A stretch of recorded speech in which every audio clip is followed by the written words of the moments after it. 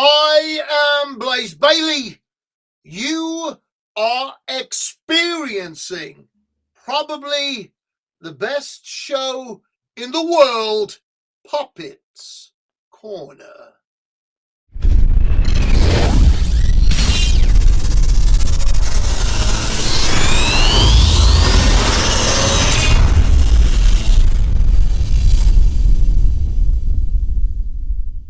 What's going on, everyone? Welcome to another episode of Poppitt's Corner. I'm thoroughly excited to be doing yet another in-person interview, and I got the guys from Withermoon. How you guys doing, man? Thanks again for coming on and hanging. Been a long time. I haven't seen you guys in a couple of years now. What's going on, man? Thanks for joining. Fucking album just dropped. Super happy to be here. Haven't seen you in a couple years, and we're close friends. Absolutely. Your former co-host. We should introduce everyone to everyone. So let's do that, dude. Go ahead. All go right. ahead. I am Alec Nefarious. I am Nazareth. And of course, you guys don't need to know who I am. But gentlemen, thank you again for coming on and hanging. Really appreciate it. So, dude, so before we even get to the album, what's been going on in the Withermoon camp as far as even, I guess, live performances and whatnot? Have you been doing a lot more since we last kind of spoke? I mean, when COVID shut down, we didn't do anything for like a year and a half, and then when we picked up, we were playing pretty regularly. Like at least like every other month. But yeah, it's kind of been following that trend more or less. Yeah. So again, with it's kind of funny with black metal especially. I've noticed a trend of like not doing as much interviews as other types of metal genres. Can I say, to be perfectly honest? Why do you think that specific aspect is? Honestly, a lot of dudes just think they're too cult, or a lot of them just straight up, they're not social people. They don't want to fucking talk to anybody. I'm one of them. I only like to talk when I'm drunk. Well, you're almost there. Yeah, right.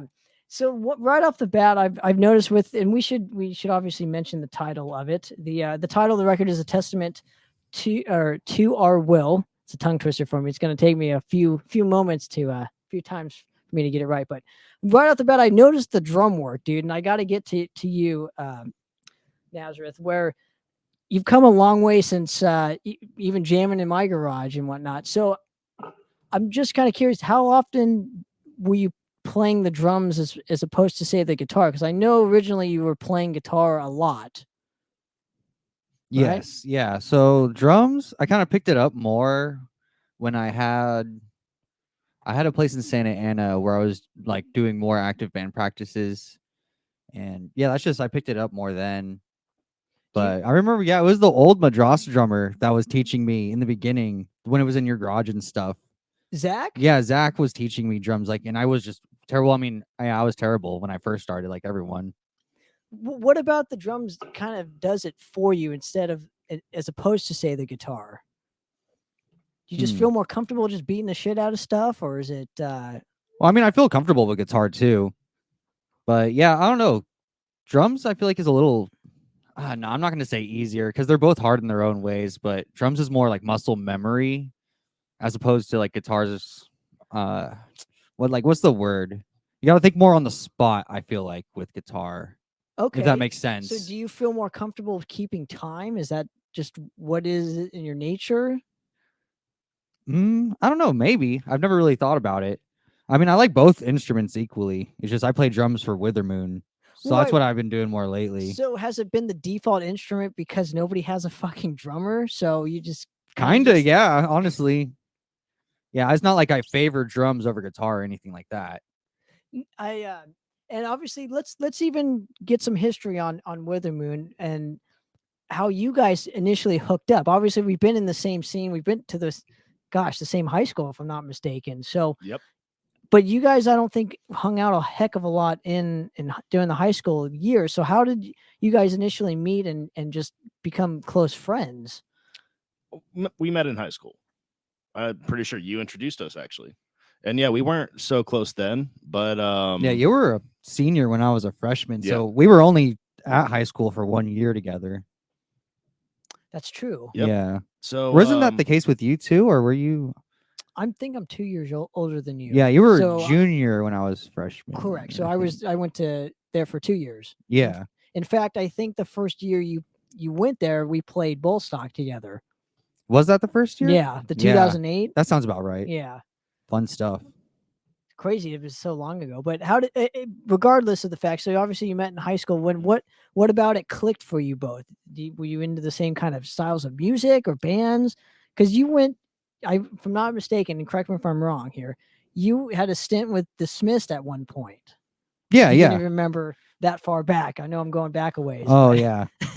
Yeah, that band, it's not around anymore, but that was fun stuff too. I'm not really sure what happened. We just kind of lost Fizzled. touch. Yeah, just kind of fizzled, I guess. I'm not really sure. And that demo is really hard to find. I wish I had a copy of. Yeah, I don't I think still you can haven't find heard it. To It'd be maybe on like MySpace, but like everything's deleted off there now, I think. To Lands Unknown, I think was the. Into Lands Unknown. I Into- love that song. That was my favorite song. But so obviously you were into the black metal stuff, and simultaneously you were doing Necroticus, right? Obviously we all played shows together. I think we played all three of us bands at one point with Xanthocroid. So did you guys connect right kind of in that specific time period, the 2008, 2009? I would say, yeah. So it was like the year that I graduated, because at some point he ended up being Necroticus' drummer. And so obviously we were hanging out a lot then, right? And he may have been you were bass or guitar from Adrost. I was guitar for Madras. He's our original guitar so- player. So I think he was playing guitar and doing drums for Necroticus like at the same time or around the same time. Oh my gosh, you're a busy guy. Was I in? I'm sorry. Say that one more time. Were you in playing guitar for Madrost when you were drumming for Necroticus? I'm trying to remember back. Do you remember? Do you recall? That's what I'm asking. It the might have. questions. I don't know. I might have. I'm all mixed up. It all kind of melds together, you know. Yeah. It might have been at the same time. It might have been at separate times. I'm not really sure. It was all back in like high school. I wasn't aware that you played drums with Necroticus back in those times. It was short. I never did. yeah, I never they- did a show. He never performed with them, and then I left. Like he was in when I left.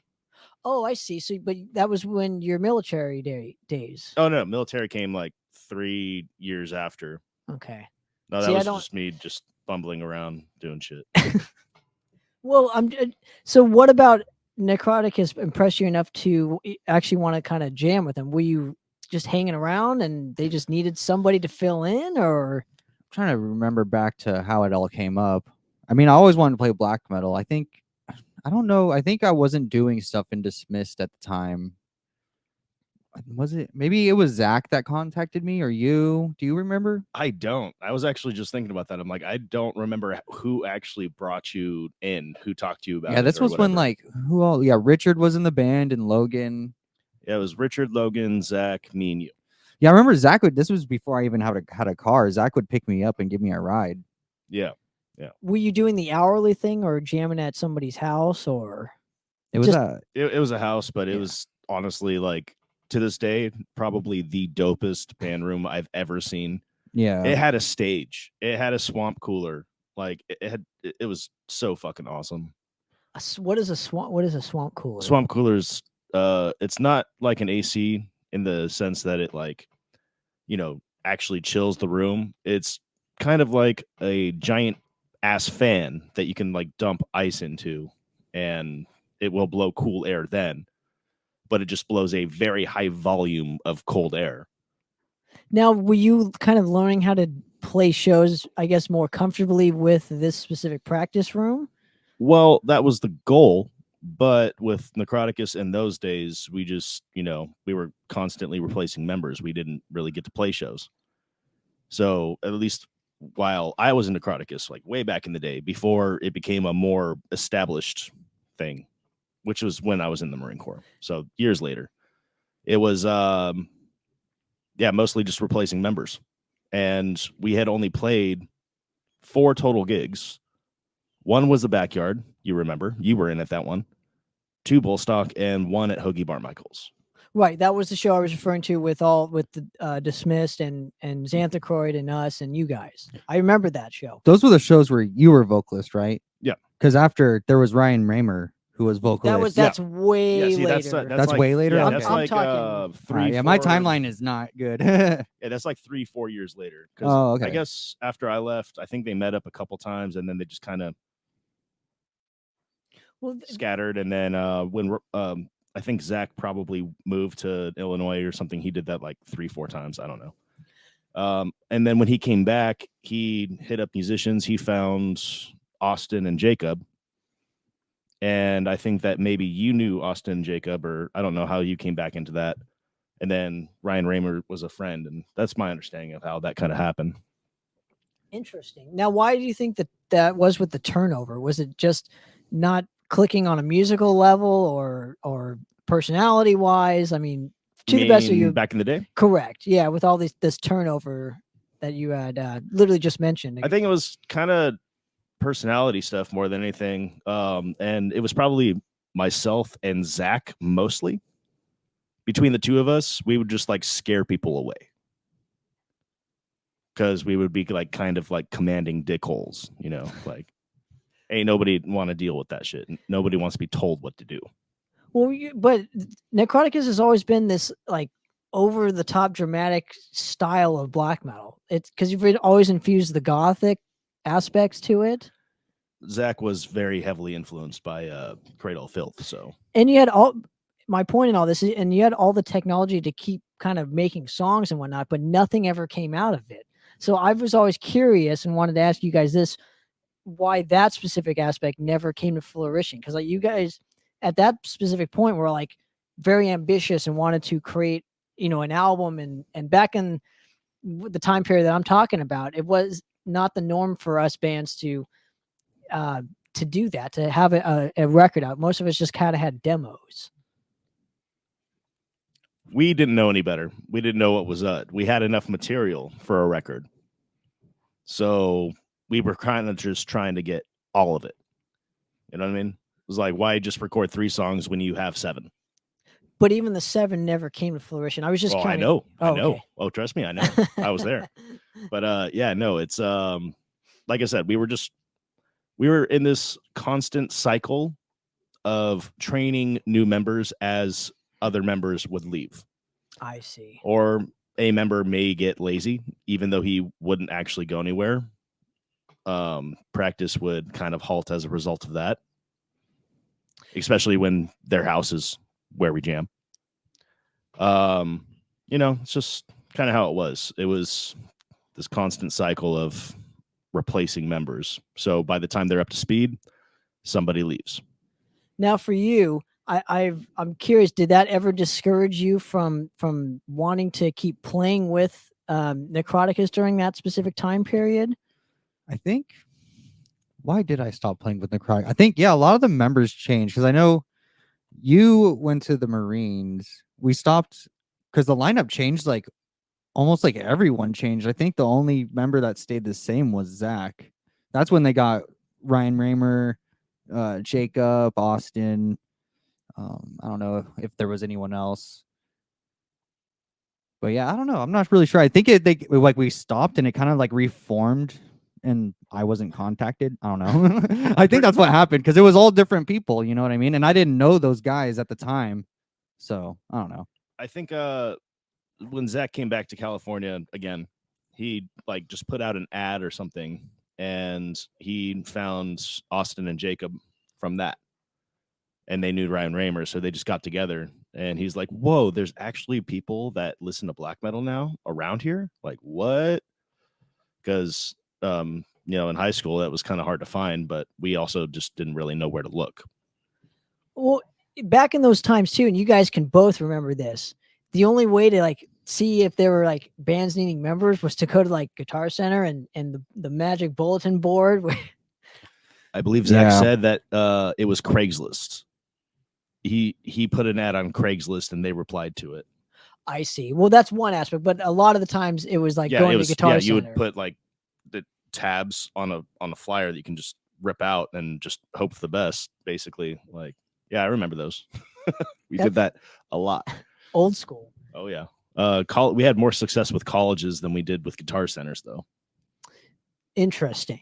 Now let's move ahead real quick to what you guys obviously are doing now. Obviously, Necroticus is no longer a band to my knowledge. And you can correct me if I'm wrong here. What prompted you guys to start Withermoon and keep going with the black metal style per se?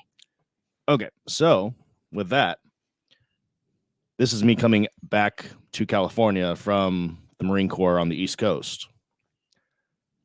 And, you know, I would go hang out with Nazareth here at the Cold Void rehearsals and Zach, and, you know, made buddies with them all. Talked to my buddy who I really liked his guitar styles. This is Napi, the lead lead guitarist, primary composer at this time.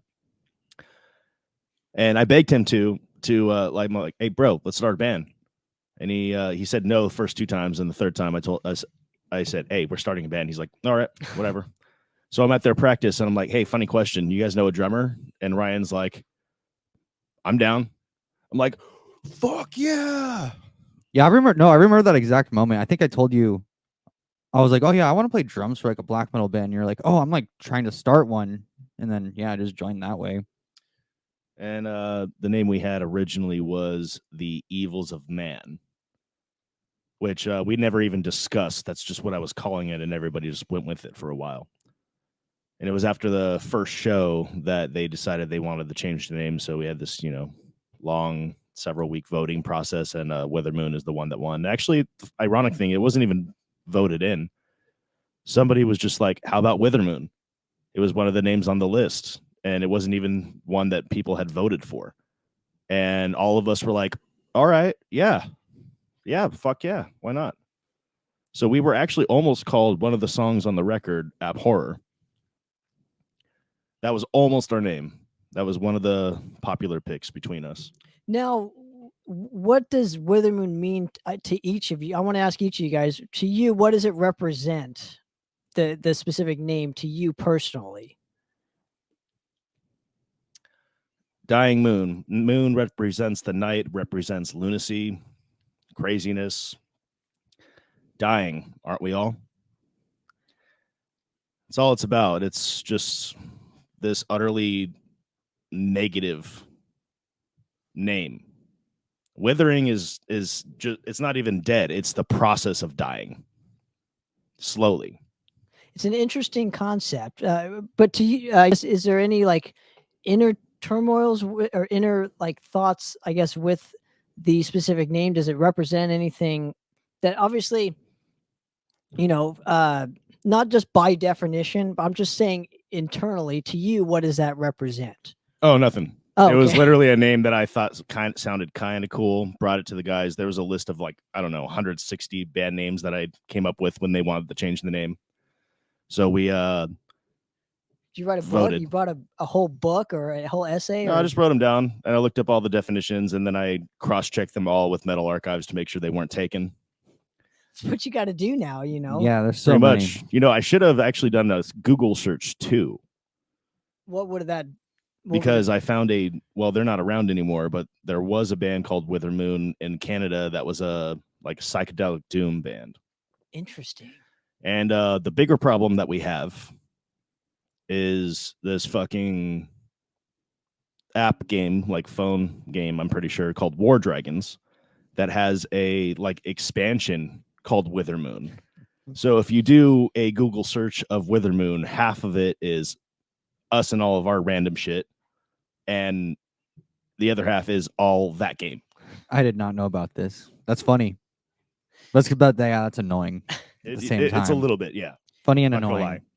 Now, I want to move to a different aspect. I think Ryan was, I think Nazarene was Ryan Nazareth. It all yeah. refers to me. I don't know. I'm trying to give you guys the mystique. I don't know if that's a thing, but I don't want to call you by your first names. But I mean, I'm the only one with 2. Okay. Everybody else, like, we kind of just refer to them by their stage name solely, but like on the Metal Archives, they're known by their like. All right. Well, So Ryan Nazareth. So okay. So I think Ryan was a part of this. Do you remember the Necroticus meme with the wedding photo? That was Cold Void. Yeah, That was that was Void. Cold. Yeah. Sorry. My apologies for that. But Oh yeah, no. I think you were a part of that. Yeah, I was I'm in not- that. Yes, he was. So can you give me the rundown on how that actually happened? It was just random. Was not planned at all. We were just gonna go take photos for our album in this forest, and I guess there was just some couple that happened to be there at the same time that was taking photos for their wedding, and they saw us there, and you see like a bunch of dudes painted up. It's kind of out of the ordinary, so it's like, oh yeah, let's go take a picture with these guys. It's whatever. So yeah, and then I don't know, it went viral. I guess was not expecting. Yeah, that. I was still in the Marines, and I saw that shit all the way on the East Coast. Yeah, it's crazy. And I I hit up Zach. I'm like, bro, is this you? He's like, yeah, and talking about it. I'm like, what the fuck? It's nuts. Did that change anything for you? Did you start to get a lot of like positive feedback? I'm assuming. Oh you got- yeah, you got dude, the like negative. a lot, like a ton. It was weird, but at the same time, I have mixed feelings about it because I'd rather be known for like the music and not for some meme. You know what I mean? Like, yeah, it got us a lot of attention, which is cool, but was it for the right reason? Do you think it was? I don't know. It wasn't ultimately my decision to allow our name to be like put on that. You know what I mean? So I don't know. What do you think? They just found out? They had to do their own research and to find out? Well, no, they asked us like, oh, this like photo went viral. Like, do you want like your name attached to like your band's name attached to this? Who's they? The photographer, the person that took that wedding photo, they messaged us saying that it went viral. And then like, I don't know, it was mainly one of the other guys who was like, yeah, put our put our name on it or whatever, so people know. It's so sad that the band didn't go further with that though too. They could have if they wanted to, but they didn't, and I respect it. Was it just the black metal thing to just not do anything? Is Well, that like, that's what I'm starting to get for from every this. band, it's really what the fuck they want. A part of it is luck, but ultimately you go as far as you want to. Well, it's like, do you want to be known like when people think of your band, do you want to be known like, oh, when I think of this band, it's like this? Do you think of this meme? Like, I don't want to like people to think, oh, this band, oh yeah, they're the meme or whatever. Like, nah. That's interesting. See, I would think that I would use that to my advantage more so and say, hey, we have a new record out, and just fucking use the shit out of that. Squeeze all the juice. See, as the front man and composer of your band, you have the business like mindset for that, because I get it. I would at least, if I wouldn't run with it, I would have at least thought about it. You know what I mean? Like, because seeing that potential there. But with them, they didn't want that kind of notoriety. You know, they a lot of people in black metal, like, they don't really aim to be big, and that's why they don't like. They just do it for the music, man. They just want to play. They just want to fucking write music. A lot of them don't even want to play. A lot of them don't play. You know, you have all those one-man bands. They don't play. Not really. Leviathan does not play. Burzum does not play. Yeah, I don't think Judas Iscariot plays either. I don't think they're a band anymore, but I know that's one. But you see what I mean? Sure. And then, you know, some do, and some get the attention that they want, but it's really how far you want to go. That's why I didn't seek like a real, like a straight up fucking record label. I didn't even try. I wanted something a little bit more simple that gets me what I want and need, and maybe we help them out a little bit. And I love my guy in Iron Deck Black Mass. He was also a fellow Marine, and his unit was actually very close to mine, so we connected on that. Basically, you know, he paid for it. He's selling the CDs in his store. He has the bulk of them. He sent us the 20%, which we paid nothing for. And, you know, that's like our cut for it. But ultimately, like, that's exactly what I wanted. He did a lot more for us too. He kind of went above and beyond, and, you know, talked to more people, got us on other channels, and sent some to the UK, some to South America, you know, so. So let me ask you this: what if that happened to Withermoon? Let's just hypothetically say this: the same situation happens, right? Let's say it didn't even happen to Cold Void, but it happened to Withermoon. They just happened to be what? I can already answer that question because Okay. I've thought about it. Okay. I would do exactly what they did. I may write out some little tiny parts of it, but for the most part, I'd probably try to ignore it and hope that it just kind of goes away to an extent, because I don't want to get that big. And there's a balance there. Basically, I want to be able to play with the major touring black metal bands from Europe when they come down here. That's my ultimate goal. That's what I want out of it. But do I want 1,000 messages from some stupid ass motherfuckers saying some stupid shit all the time? No, I don't want to deal with that. Interesting. I'm not drunk 24/7. That's the only time I like talking to people, bro. Can't stress that enough. So with this in mind, I think it would have. I don't know, man. Maybe I'm just thinking of as a business minded person, but I also know too that Cold Void didn't have a record out at that specific point too. So there's nothing really to promote, I guess, with the whole meme. So I think the meme came. We busted out a demo real quick Yeah. after that. No, we had the They songs did. like ready. We had the songs ready. They were written, right? But we like recorded that shit like we're all right, we're gonna take advantage of this. We're gonna get like something real quick out right here. So yeah, we just got like a 3-song demo out, and then we just it got a lot of attention. That's and then amazing. it doesn't hurt that, like, so a band goes viral and they don't have anything out, but then they put something out and then, you know, it's actually like pretty good. Unfortunately, they don't play those songs anymore. And well, unfortunately, I don't even. Is Cold Void still happening? Is that still a thing? It's like hiatus. Okay, so there Yeah. goes my that's my other point to it, right? This might be a good time to actually say it. We are looking for a drummer. So That's actually genius. That's the perfect time yeah, to say it. I don't know. Got to be into black metal. Got to like fit the look. Got to be good at your instrument. It's interesting Reliable. It's interesting that you don't want to play the an instrument with them. Well, because Cold Void is like the music I write. Like I don't really. Well, I'm starting to write for Withermoon now. None of the songs that we have, I've not written any Withermoon song that exists. But I'm just now kind of starting to write for Withermoon. But Cold Void was like my music, so that's why I don't want to play drums for Cold Void. I'd rather play guitar. Interesting. What are you gonna bring differently to the Withermoon camp than you would say Cold Void as far as writing goes? Man, I'm trying to write different, but every time if I play some shit, they're all like, "That sounds like Cold Void." I'm like, "Fuck." You know, like, to me, that's not a problem. I never wanted Withermoon to be one thing. You know, black metal is pretty fucking broad.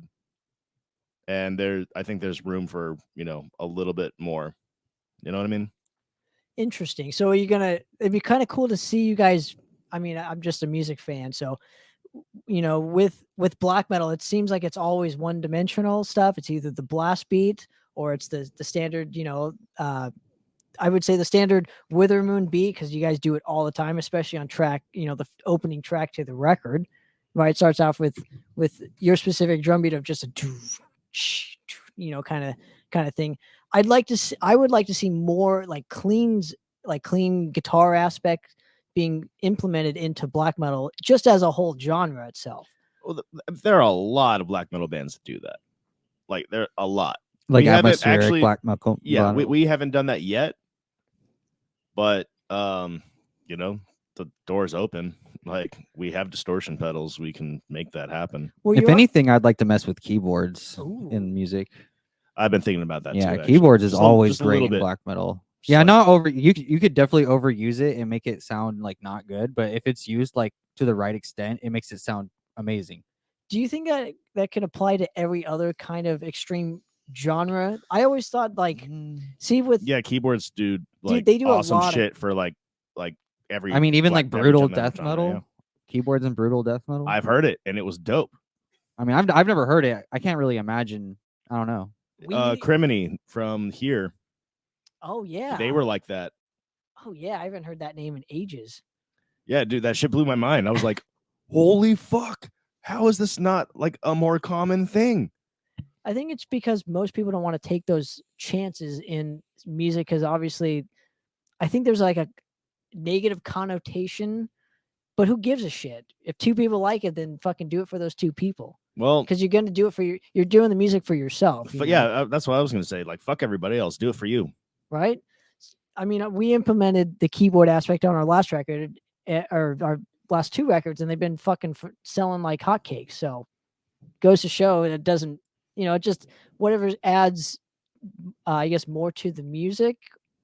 That's what counts the most, because you want to impress the listener. At the end of the day, it's like, obviously you want to impress yourself, right? But it's nice to have the listeners get on board with what you're doing.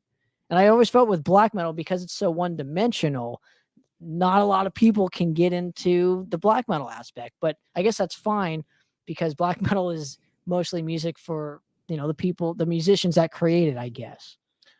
Sort of. Black metal, I mean, all metal is pretty broad. Black metal is, and maybe this is just my perspective as being somebody that's, really into it. It just seems like the spectrum of black metal is more broad than most.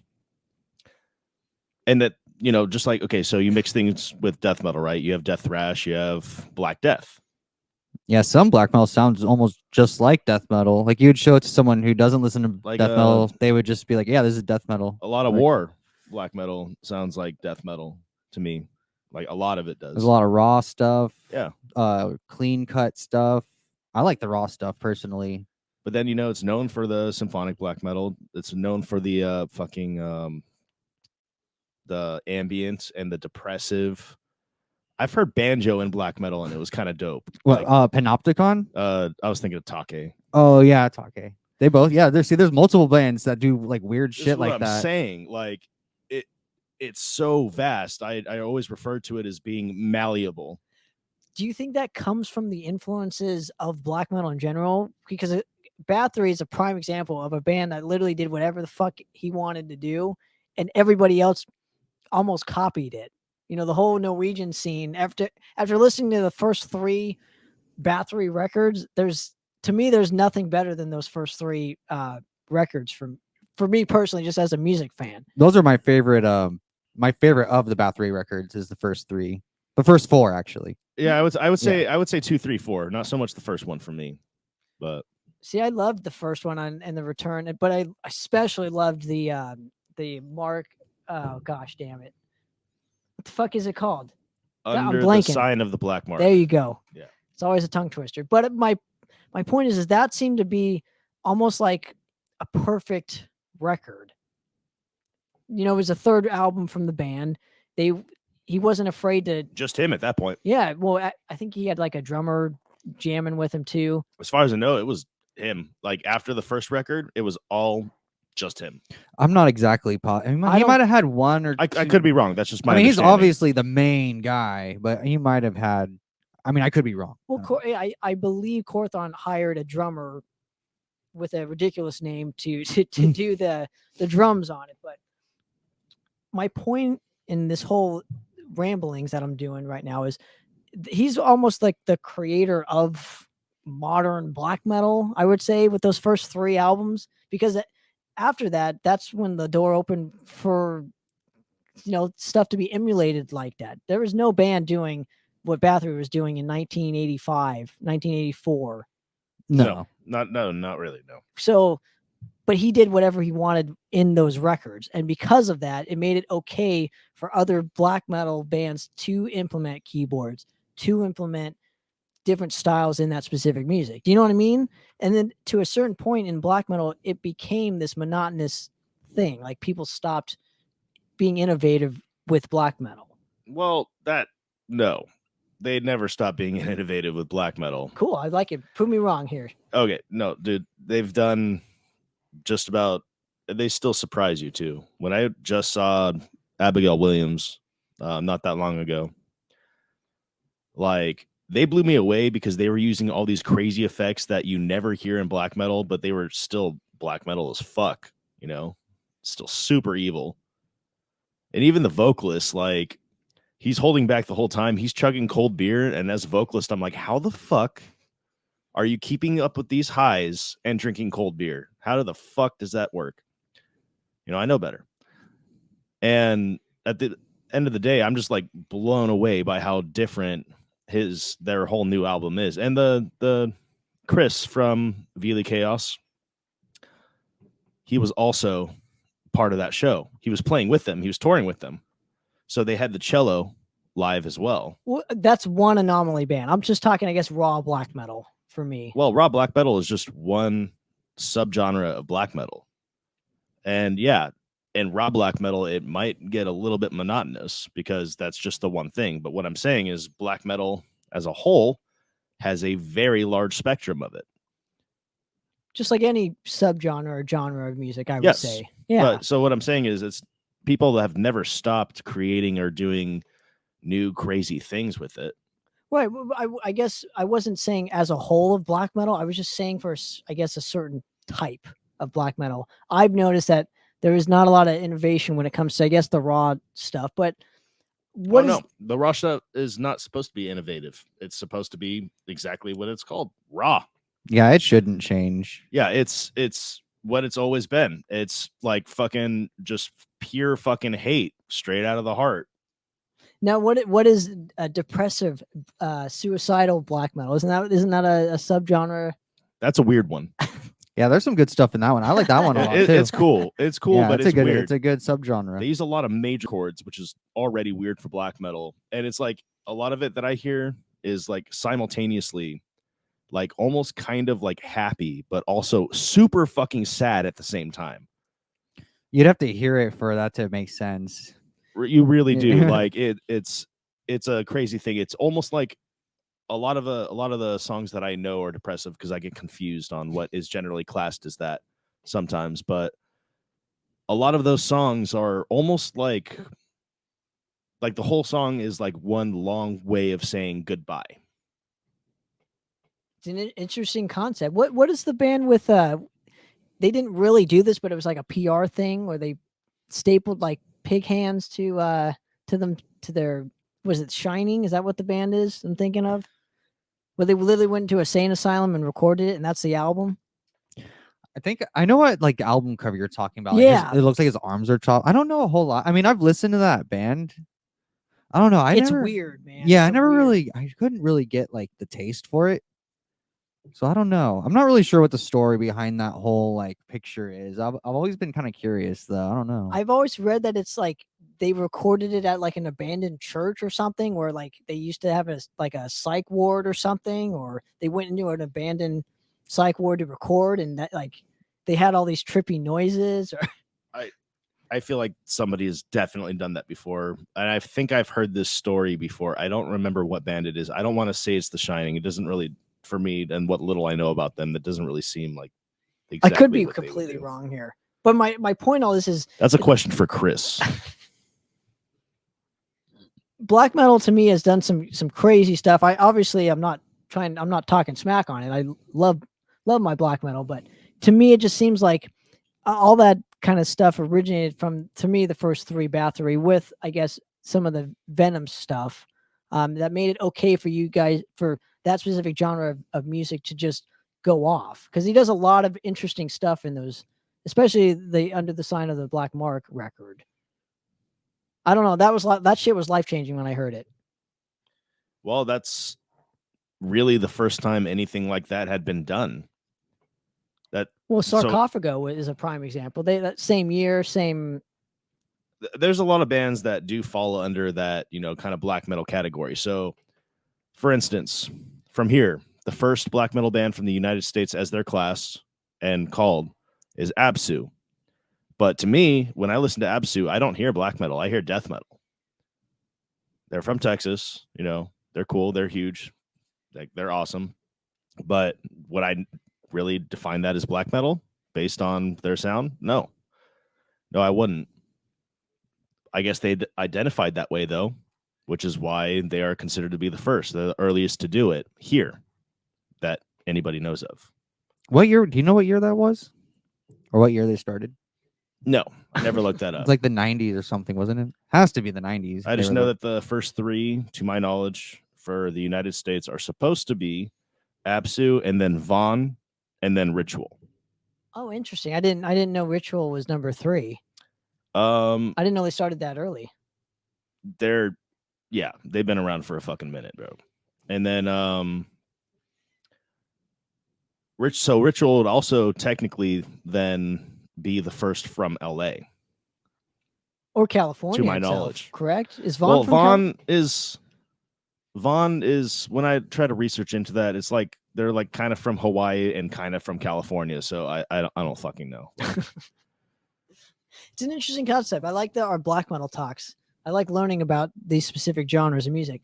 Let's go back to the Withermoon record. I'm just curious for you guys, what were some of like the most difficult moments, I guess, to when in recording this specific album? Is this like a one take kind of deal, or did you kind of do it in parts as a band? Did you record it all in a room and that's what came out of it? We did it in our band room. The band recorded in one day. Like it was a live recording. So both guitars and the drums played together. They did a couple takes to try to, get the best version of it. And because I'm a stickler for shit like that, I've seen or heard a few bands do it. So Young and in the Way is one of them, where the transitions in their records seem seamless. As in, like, one song transfers into another and you don't even know when it started, sort of. So we tried to do a couple of those where we just played two songs together with feedback between and put delay on the feedback so it sounds kind of nice and whatever. But so everybody except for me and my co-vocalist John, who plays guitar also, they all recorded in one day. Me and John had 2 other sessions, and that's all we had. Any more, and they would have charged us more, which, as cheap as it was, I couldn't afford. So we worked with what we had. But yeah, we gave it our all. We did our best with what we could do.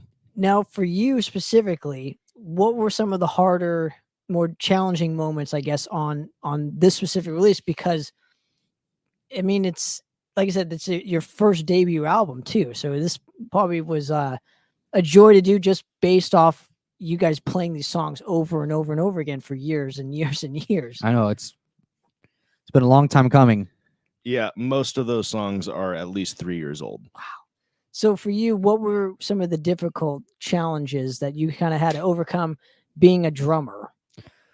Well, the way we did this record, I actually liked a lot more than some of the stuff I've done in the past, because we did it, well, not live, but like the guitars and the drums were going at the same time. So I wasn't using click track. Drumming, like recording drums to a click track, is very difficult. I don't like it at all. Yeah, I mean, doing it to guitar to a click track is like pretty all right, but drums is you got to have like really good headphones for that to work, because it's so hard to hear. I think did we try doing that on the Withermoon demo? Is that how we did that with the click track? Yeah. Yeah, I remember that one was a hard one to do, but the way we did this one was a lot smoother. I like it. And I bet you it gives you some freedom to kind of move about the kit, so to speak, where you had the freedom to kind of be behind the beat or in front of the beat sometimes, and it kind of just would work better than playing just simultaneously to the click. Yeah, because then you're trying to focus so hard on the click. You know what I mean? You're trying to stay in time, like you're using all your energy for that. But when you're just like jamming, it's a lot easier. It's just, I feel like you could play a lot better. You're more relaxed that way too. And you probably get better performances from that having that specific aspect to it. Yeah, I think so. I know so. It definitely, in my case at least, for me. And considering the fact that we are still technically a raw black metal band, or even just being any black metal band, like them all jamming together where the sound isn't going to be as like crisp and beautiful as if you're like tracking individually, it works. Plus, we wanted to try to capture some of that live energy. I think you did a great job on this, because it sounds like really produced, but it sounds also raw. You kind of have like the best of both worlds in a black metal record. This is very easy to listen to, I guess, is my point to all this. Thank you. I would hope so. And I think that's why you have so much. You guys are getting a lot of support for this, and it's well deserved, right? But I think you found a great balance in the overall mood, and there's still like great songs on here. Like I really love Sworn to the Razor. That's like my jam. That's the one I kind of clicked onto. That's your favorite one? I have a feeling that's gonna be like one of the favorites, if not the favorite. Well, because it almost has a catchy chorus. I know it's like frowned upon in the black metal world, but it kind of like I wouldn't say it's frowned upon. It's just not really done very much. A lot of more commercial bands do. So like Naglfar, they have fucking choruses. I think with this though, I just locked onto it because of that. Like it was like, oh, I can sing along to this. Even I guess I can yell along to this, right? Because Sure. I can't do the black metal scream like you guys can. But You kind of can. as a listener though, and again, my knowledge of black metal isn't as large or vast as death metal or thrash and whatnot. Vice versa. I found this really enjoyable. It was easy to listen to.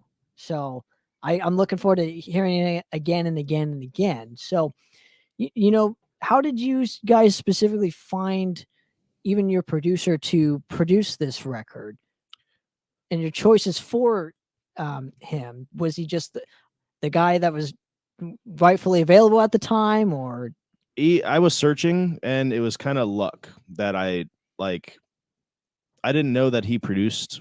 I knew that he liked us, and our band respected his band.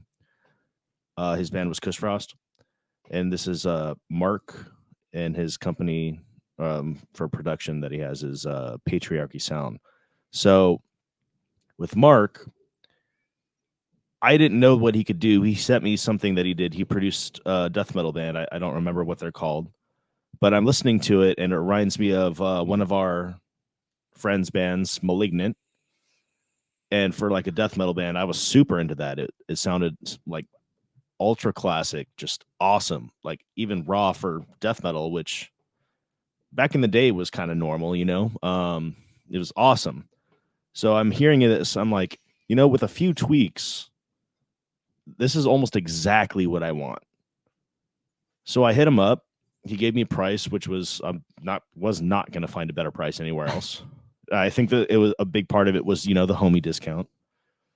And then, yeah, he actually even like re-upped a lot of his equipment for us, like bought better microphones for like the drums and for the amps and all that. So he was upgrading his studio and using you guys as quote unquote. He would bring his stuff to our studio, but he was upgrading his own arsenal of equipment. Yeah. But he was using you guys as quote unquote like a guinea pig. I would say, because it's like, oh, let's see if this works with a band more so than my old microphones. I like that. I kind of like that. Well, I think he just wanted to do right by us.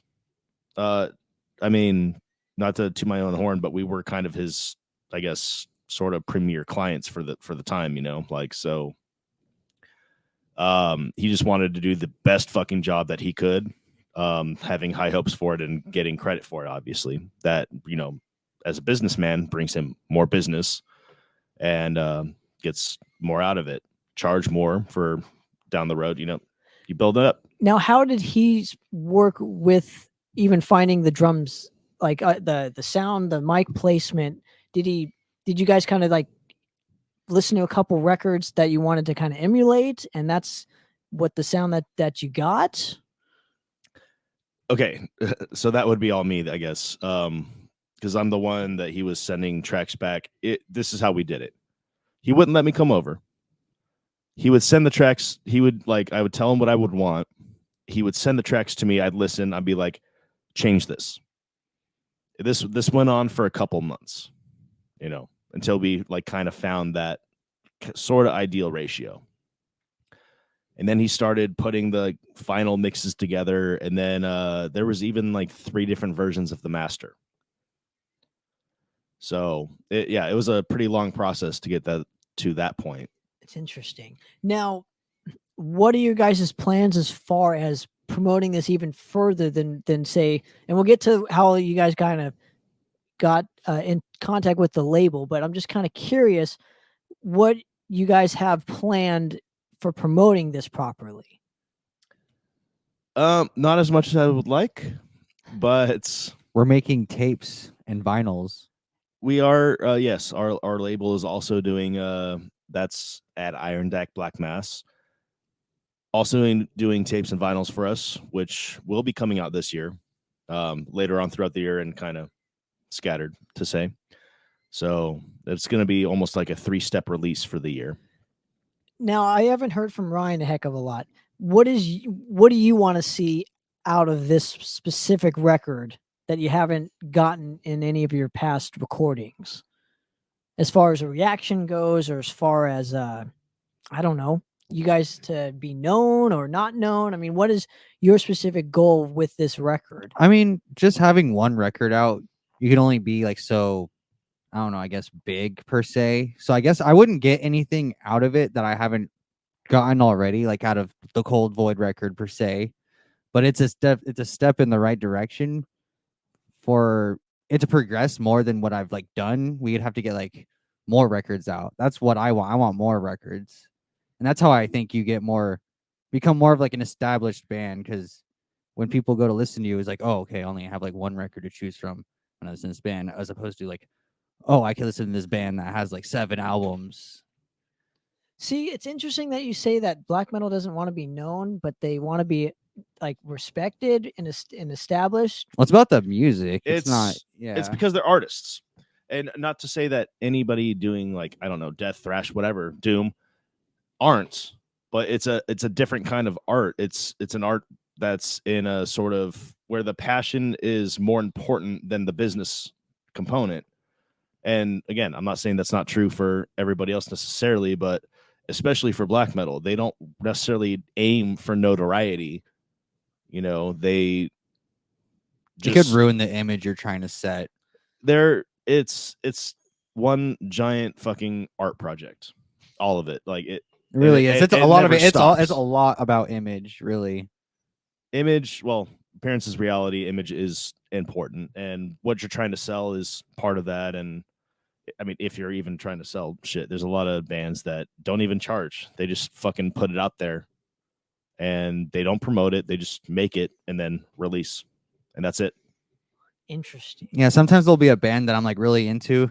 I'll be like, oh, those pop up in my mind. I'm like, oh, I haven't listened to this band in a while. I'll just like look up on Metal Archives. I'm like, oh, what the heck? They released 2 albums. Like, when did I didn't even hear about this. Like, it's a pleasant surprise when I do come across things like that, though. But do you take those bands more legitimately established just because they have more records out, or is it mainly like you like these bands, you take them more, I guess, not as serious because they don't take themselves as serious, I guess? Or is black metal this thing where they always take themselves way too seriously, so it's kind of a turnoff? Or is it somewhere in between? Some bands do, some bands don't, and that's all a matter of opinion. You know, it's not like every black metal band wears corpse paint. The band that I would personally consider to be kind of one of the higher ranked for the Southern California scene, Imperialist, they don't wear corpse paint, you know. And then but the Draconian Oracle and Sicarius, who I would say would fall directly under them from, you know, the way I see things, both of them do. Yeah, but Sergio is a great businessman. That's the difference between He is Imperialist and his label did a lot for them to begin with, and they're doing way more now. His label has come so fucking far, and it is really impressive. Oh, it's awesome. I'm not discrediting the other bands either that you mentioned. I'm just saying he's always been more business oriented as opposed to a lot of the other bands. Yeah, but I mean it's just, it all comes down to what every band individually wants for themselves. And in a lot of black metal bands, actually, I mean, fuck, obviously it's going to be the same for all other kinds of bands too. Like a big thing I see a lot where bands in black metal struggle, because there's a lot of them in LA, especially, you know, and other places, they get a lot more scares. But everybody is not really an alpha dog. They're like I think the term is like an omega wolf, the lone wolf. And you have a band of lone wolves, and eventually they're not going to want to fucking compromise. So a lot of bands black metal bands here have that issue. Everyone wants it to be their band. Exactly. So there's like almost an elitist mentality. Sort of. I feel like that happens in every band, I though. would- Not even just like metal. Like I feel like every band, there's always gonna be like I feel like every like successful band has like a front man, but then some people like they fight over that position to be the front man. Well, maybe not the front man, but like to be the to make the music or the one that calls the shots, I guess. Oh, like that's all based in like ego and whatnot. Yeah. I was thinking like you were going where the fan mentality of the elitist fan, I guess, and every band has them. They all have, every band has the elitist fans that don't want them to change. They don't want like them to be. Oh, yeah, as yeah. They don't want the band to they're- change. well, no, they don't want everybody else to discover them. Like, Oh, I see, they're okay. your band. Like, this is my band. Oh Every yeah, band has them. gatekeepers. There's a term for that. Shit, that's new to me. I never heard that before. Yeah, it's like, oh, this is my band. It's like, what? Like, I don't know, stuff like. Oh, this is the band that I know, and you can't know this band. I showed you this band. Like, they're my band. Like, what the fuck? Like, you didn't make this music. They're not your band. Like, It's interesting that that is primarily happening a lot in the black metal scene. There's a lot that of does those happen fans. a lot. It's like punk. funny. Punk bands do that all the time too. Do they really? Huh. That actually doesn't surprise me at all. Yeah, that's news to me. I wasn't aware of it. Well, because everything's so underground in those two genres of music. Both of those genres like have this kind of mentality where there's a respect to be had in being underground. Yes. Yeah, I think you still want a lot of people to come to your shows, and whatever. It's interesting that the like, how do they find the balance in what they actually want versus what they actually need? Also, how in a world where we have social media, how do you stay underground? it makes it impossible with the. I mean, internet. even if you don't impossible. have, because there's a lot of black metal bands in LA that are dope, but they don't have Facebook, they don't have Instagram, and that is going to severely, obviously, limit their success, which they're obviously not trying to achieve. But that's their decision, and they do that for that exact reason. They still get found because people do, like me, they find their music, they search for it. Do most of them have like a band camp though? Is that the only thing that most of these bands have? I think like that would be the most beneficial. There's some that don't even. Some don't even have that. Not even YouTube. Yeah, not even nothing. Like well, I think there'll be some. You can't that are really on avoid YouTube. If you play shows, you're gonna eventually. Yeah, you can't avoid YouTube really, but Or your fans will put you on YouTube. yeah, that's what we're saying. Like, you can't avoid that. Like, Interesting. I'm just fascinated by the black metal kind of scene and whatnot. Now, can you guys tell me real quick, when it comes to what you guys want to do, I guess on the next record, is there something more that you would like to offer that you didn't get a chance to do on this specific release, on the debut album? like I said, most of those songs are 3-4 years old, and we really needed this record to happen so that we can move on and start doing. We have one song that is complete, that is finished, that we already are playing live. That is not on that record. And we are like working actively on like 3 different songs right now. So it's about moving on. We needed this record to happen because we keep booking shows, and ain't nothing wrong with that. But when you play so frequently, you're always preparing for the show. You're not writing new shit. Well, and also too, you guys now have something to promote, so it gives you more of an excuse to play live shows and whatnot. And they say you have your whole life to make your first record, but now let's see what you guys can do. Hey, this is for me. This guy, he's had a couple like records that you've been on, right? I've been on what was I on? What was I on any Madras recordings? Our first demo, yeah, The we first did. Remember demo? we did Zombie Grinder into my garage. On, like, my Yeah, birthday? yeah. What was it? It was like the three song demo, right? It was, on? no, I think it was only that specific track and the live tracks that we put out. Oh, That demo was okay. like a mishmash of just Different bullshit, stuff. yeah. Yeah, and then what was I? we trying to think. You were 'cause- like 13 or 14. So I mean, I know. So you no, have the not Cold that Void. young. It was like I was probably like 16, 15 or 16 probably. You have the Cold Void record. Like I'm talking about a full length. Oh, full like as far as full lengths go, like the Cold Void record's the only one I've ever done other than this one. Okay. other than Withermoon. Yeah. Okay, so it's not that much more of a milestone for me than it is for you. But in my 15 years plus of doing music, being a vocalist, this is my first full length ever. It's hard. That's like impressive. Well, coming from the guy who has 4 full lengths, like it's Well, it's impressive that you made one so late in your career, I guess is my point, because not a lot of people even get the opportunity to make a full length record. that might be true, yeah. Most Yeah. bands don't even get to the point of making 2 demos. They make a demo and they're gone, like Into Lands Unknown. Right? I think it's just life happens and just I don't know. You get too busy for it's hard. Well, I that's, imagine after high school that increases by a large margin because now you have to work to live. Plus, marriage, kids, whatever happens, moving away to different states, and some bands still stay together like that.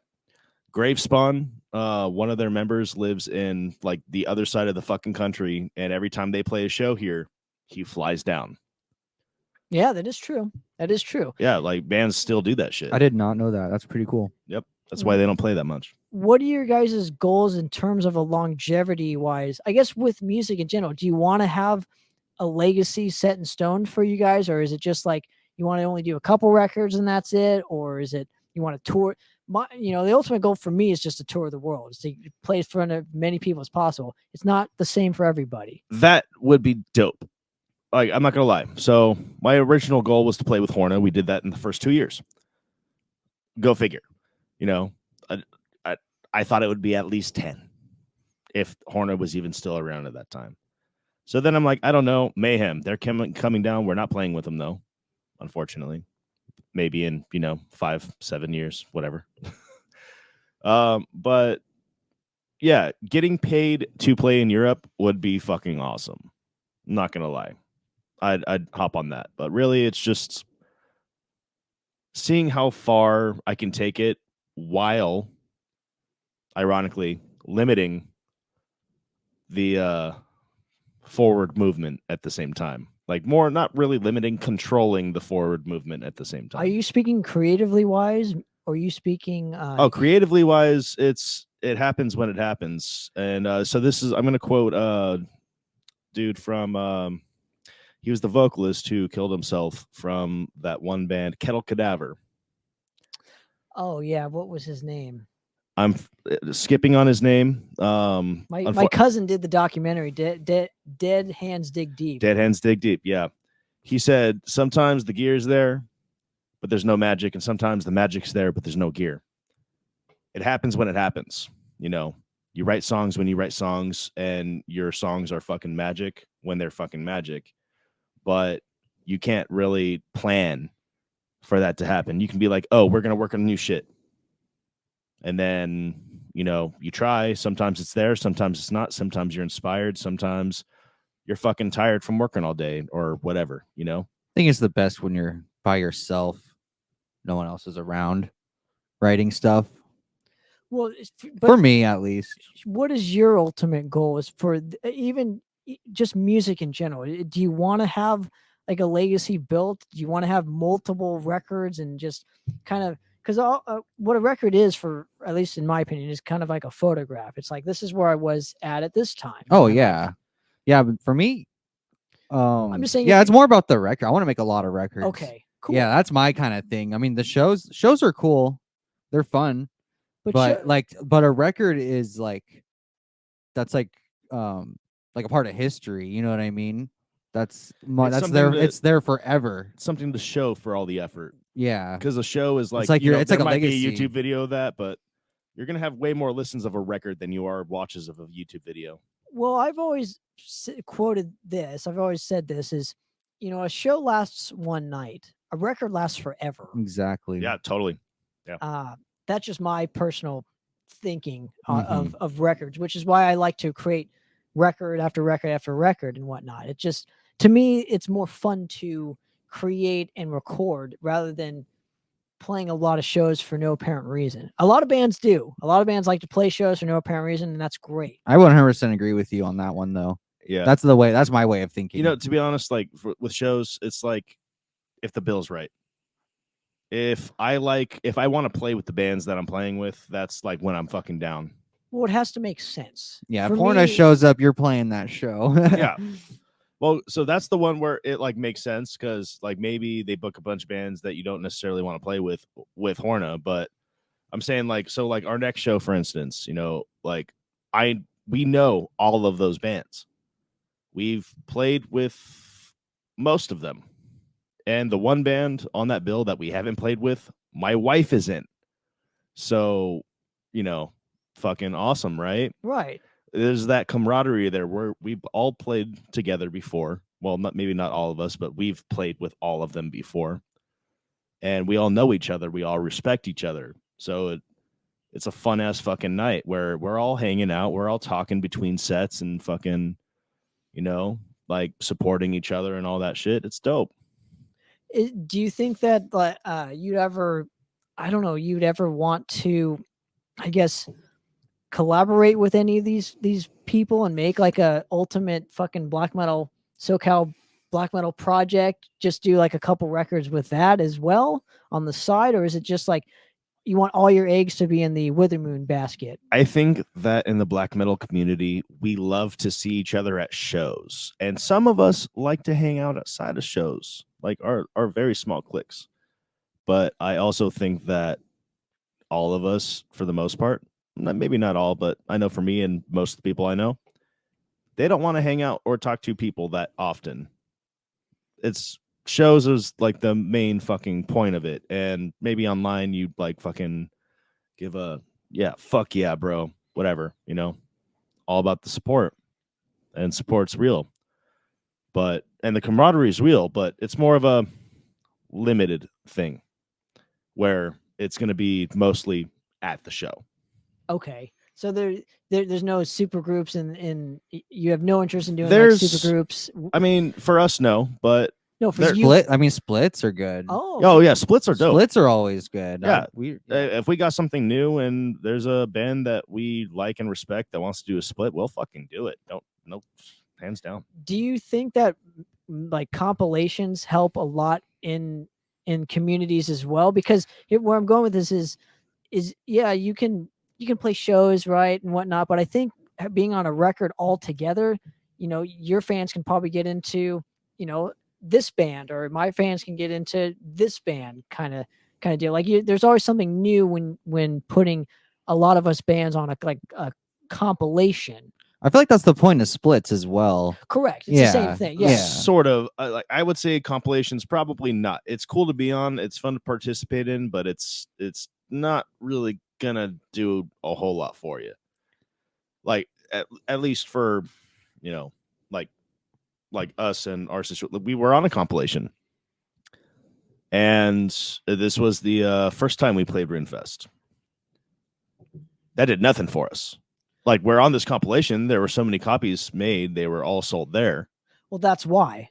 Well, that might perhaps be why, but people that care about compilations are people who are just discovering it for the first time. And I think it has its place, and I think it's great for metal as a whole. I'm not sure that for black metal specifically, if the interest is really there.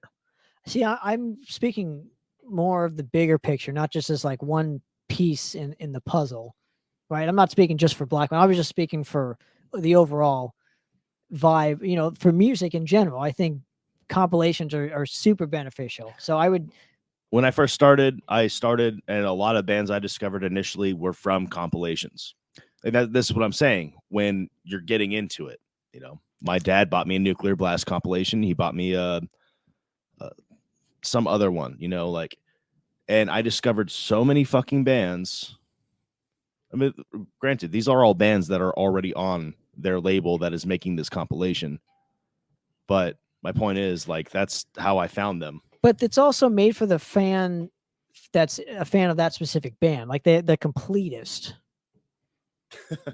Okay. Yeah, I could see that. Yeah. So if you're into a specific band and you're a completist, you have to have that compilation, that split or whatever, because and then that forces you to check out the other bands. That's why to me they're hugely beneficial. Yeah, I don't know. I feel like splits do like the job of like a compilation, but just like a better job of it. Because I feel like people like if you're a fan of like this specific band, you're probably more likely to check out a split from them rather than a compilation. Because there's gonna be more from them on a split rather than like a compilation. There's gonna be like one song from them.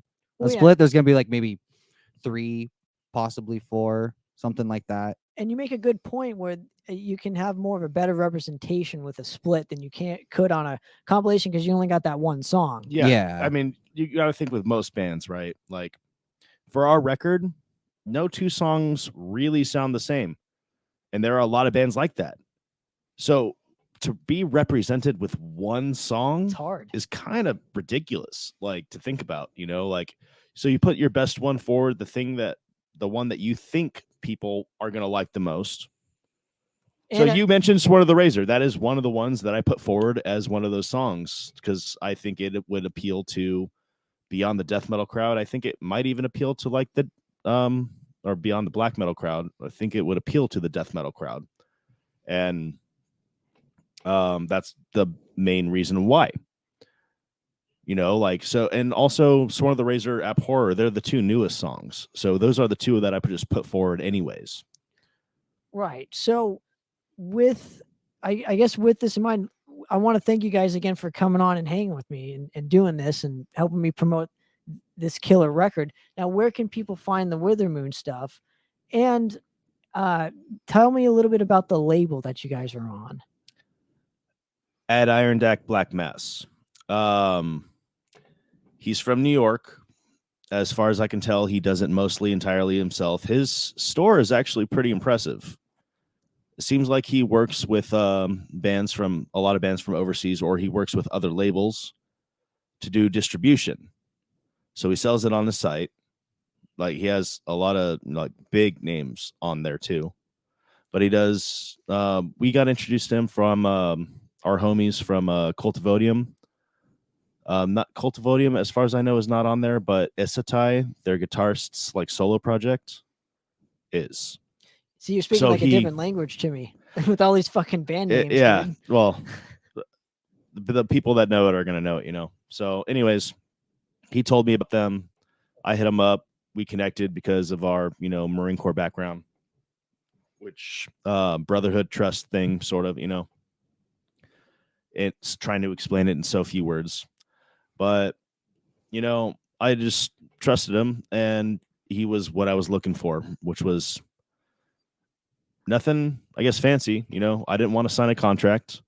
I didn't want to, sell my soul, so to say. Like, I mean, I know that's not exactly what it is, but I wanted something simple, a simple trade. You make money off of us. You give us our own shit, basically, right? He did just that. He came through. And he excelled. He went above and beyond. I couldn't speak higher praises, to be honest. Like, he was awesome. Still is. He's still working. And he's going to put out a tape cassette and also a vinyl version of our record also within this year. That's still going to happen. And then hopefully, are you signed to him just with this one record, or do you have a couple records? Technically, we're not even signed. We're working with him. So it's a handshake deal. It's just like basically, yeah. Or Yeah. It's like a word of mouth deal. Sort of. We communicate and we yeah. Yeah, it's my word and your word, and we'll make sure that. Hey, so far both of us has come through. So love it. And where can people find it? I'm gonna ask Ryan over here since he's not gonna know that. Oh, okay. Oh no, I think I might know some places. I know a little bit of stuff. John usually handles all this kind of stuff, but I know we put it at Bionic Records, Dark Rum Records. You can buy it on Bandcamp. You can buy the digital on Bandcamp. Okay, you can't buy the physical on Bandcamp? Nope. All right. So all the physical copies we have are for shows. And that is final. if you want a physical copy, there are plenty at irondackblackmass.com. I love it. Well, guys, thank you again for giving me a few minutes of your time and hanging with me. I generally, truly appreciate it. And let's hopefully get you back on here soon and talk some shop again. So Good to go. I'm down. absolutely. Well, another episode of Poppitt's Corner, guys. We're out of here. Cheers.